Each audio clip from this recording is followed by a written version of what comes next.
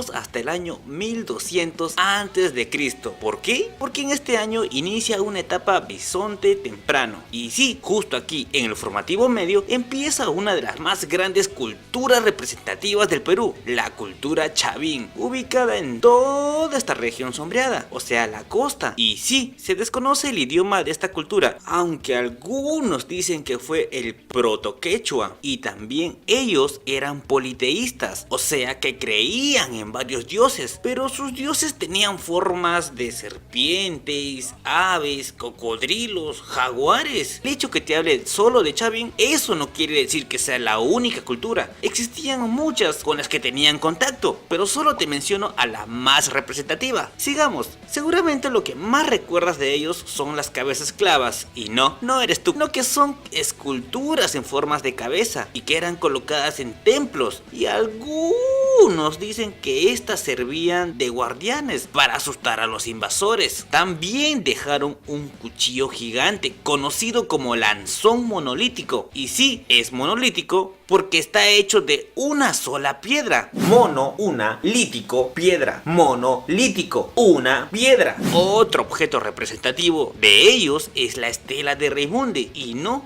tiene nada que ver con una tela, sino que es una piedra plana. Y para terminar, el obelisco Tello, y sí, es otra piedra tallada. Sus dioses, pero estos dioses eran muy raros, en formas de animal fusionados con humanos, o sea que eran dioses terroríficos. ¿Recuerdas que te dije que habían muchas culturas? Pues en el año 700 antes de Cristo empieza a aparecer una nueva cultura, y es aquí donde termina el formativo medio e inicia el formativo superior. Hablo de Paracas, y sí, esta cultura va a tener mucha, pero mucha influencia de chavín. Pero Paracas tiene dos etapas: Paracas Caverna y Paracas Necrópolis. Paracas Caverna del año 700 al 500 antes de Cristo. Esta etapa hizo la diferencia con la otra por su peculiar forma de enterrar a sus muertos, pues hacían un agujero en forma de copa invertida, y ahí metían a su muertito, pero no lo metían así calato, no, sino que lo envolvían en muchas telas para que no se resfríe, digo,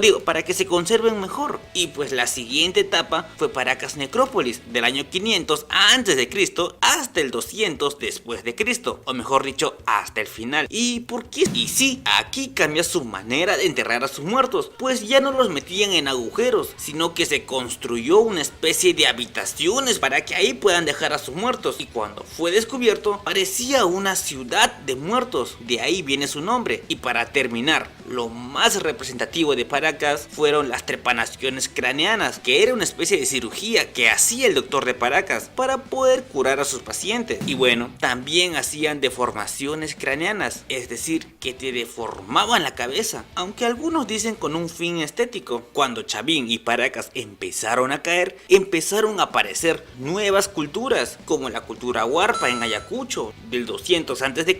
hasta el 500 después de Cristo, Virú en La Libertad, del 200 a.C. hasta el 500 después de Cristo, Vicus en Piura, del 150 a.C.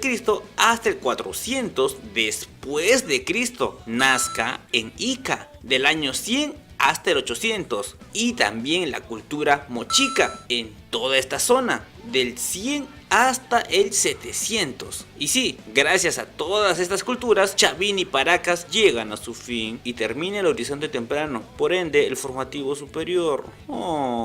Y empieza una nueva etapa llamada intermedio temprano. Esta etapa se caracteriza porque ahora en el Perú existen muchas culturas pequeñas, pero están ahí. De estas solo te hablaré de Nazca y Mochica. Bueno, los Nazcas ya ves dónde están ubicados, y se caracterizaron por dos cosas: sus dibujos enormes en diversas formas, llamadas líneas de Nazca, y el trofeo cabeza, o sea que cogían la cabeza de su enemigo y la colgaban como trofeo. Y de la cultura mochica, debo decirte que ellos perfeccionaron la técnica del huaco retrato, o sea que sus cerámicas tenían la imagen de alguna persona y también de dos personas haciendo... Así que estas culturas vivieron felices en su etapa hasta que apareció una nueva cultura, una nueva y poderosa cultura, Wari. Esta cultura era tan poderosa, con la aparición de esta nueva cultura, termina la etapa del intermedio temprano e inicia la etapa llamada Horizonte Medio. Los Wari fueron una cultura luchadora, tanto así que se reprimió a todas las culturas que existían, obteniendo un gran territorio. Pero ellos no fueron la única cultura, también estaba Lambayeque, del 700 hasta el 1300, y ellos se caracterizaban por ser uno de los más grandes orfebres, o sea, que trabajaban con el oro. Pero en el año 1100, cuando Wari ya estaba cayendo, apareció la cultura Chimú, invadiendo hasta Lambayeque, y sí, se quedaron ahí hasta el 1400. Pero poquito antes, en el 1250, aparecieron los más fuertes e imponentes. Esta aparición inicia el intermedio tardío, del 1250 hasta el 1450, y cuando los incas ya estaban expandidos con un gran territorio, inicia el horizonte tardío o la era incaica, que